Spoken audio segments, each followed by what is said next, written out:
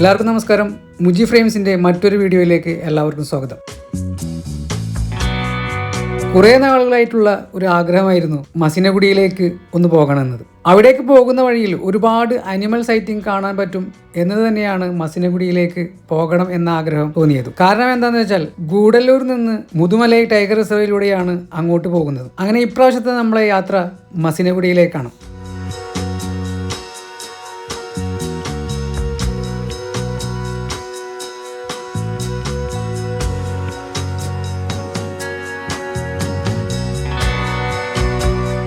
അതിരാവിലെ തന്നെ ഞാനും ഭാര്യയും മോനും കൂടി റെഡിയായി വീട്ടിൽ നിന്നിറങ്ങി. ഇപ്പോൾ സമയം ഏകദേശം 4 മണി കഴിഞ്ഞതേ ഉള്ളൂ. എത്രയും നേരത്തെ അവിടെ എത്തിയാൽ മാത്രമേ കൂടുതൽ അനിമൽ സൈറ്റിംഗ് കിട്ടുകയുള്ളൂ.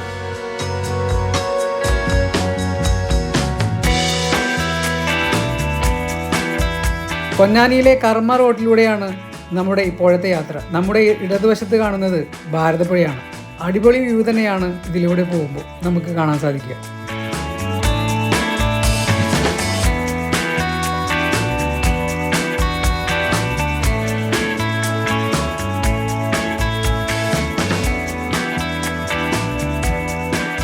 ഗൂഡല്ലൂർ എത്തുന്നതിന് മുമ്പ് നാടുകാണി ചുരം കഴിഞ്ഞിട്ടുള്ള കുറച്ചു ഭാഗം റോഡ് അത്ര നല്ലതല്ല. മറ്റുള്ള വഴികളെല്ലാം അടിപൊളിയാണ്. നമ്മൾക്ക് അതിൻ്റെ റിസൾട്ട് വിഷ്വൽസിൽ കൂടെ കാണാൻ പറ്റും.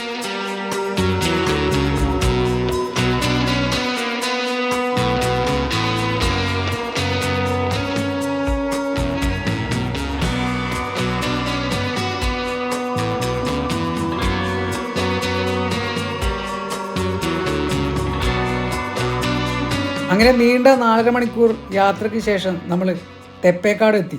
അവിടെ നിന്ന് നേരെ പോകുന്നത് ബന്ദിപ്പൂർ ടൈഗർ റിസർവിലേക്കാണ്. കുറച്ചു ദൂരത്തെ യാത്രക്കിടയിൽ വണ്ടികൾ സ്ലോ ചെയ്യുന്നത് കണ്ട് നോക്കിയപ്പോൾ നമ്മളെ വരവേൽക്കാനായി മയിലുകൾ നിൽക്കുന്നു.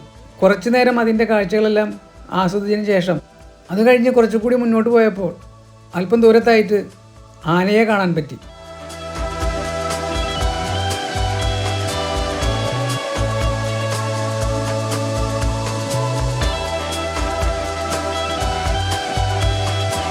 ഇവിടെ വണ്ടി നിർത്താനോ റോട്ടിലിറങ്ങി ഫോട്ടോ എടുക്കാനോ അനുവാദമില്ല.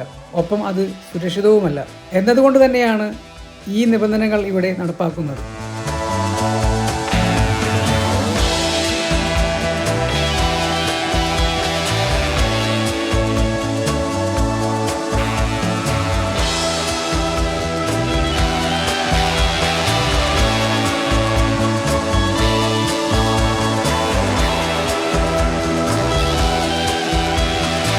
നമ്മൾ കുറച്ചുകൂടി മുന്നോട്ട് പോയപ്പോൾ നമ്മുടെ വലതുവശത്ത് ഒരു കൂട്ടം മാനുകൾ പുല്ല് തിന്നുന്നത് കാണാം. റോഡിൻ്റെ ഏറ്റവും അടുത്ത് തന്നെയാണ് അവ നിൽക്കുന്നത്. ഒരു പേടിയും ഇല്ലാതെയാണ് റോഡിലൂടെ പോകുന്ന വാഹനങ്ങളെ ഇടയ്ക്കിടയ്ക്ക് നോക്കുന്നതും കാണാം.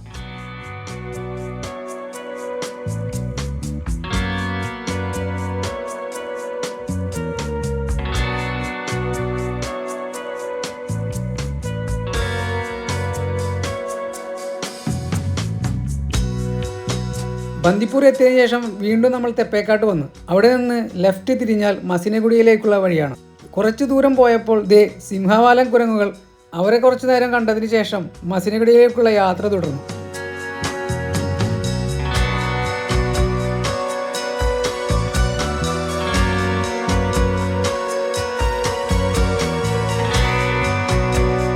അങ്ങനെ നമ്മൾ മസിനഗുഡി ടൗണിലെത്തി. ഇവിടുന്ന് നേരെ പോയി കഴിഞ്ഞാൽ ഊട്ടിയിലേക്കും, ലെഫ്റ്റ് തിരിഞ്ഞു കഴിഞ്ഞാൽ മോയാർ ഡാമിലേക്കും, അതുപോലെ റൈറ്റ് തിരിഞ്ഞു കഴിഞ്ഞാൽ സിംഗാര എന്ന വില്ലേജിലേക്കും നമുക്ക് പോകാം.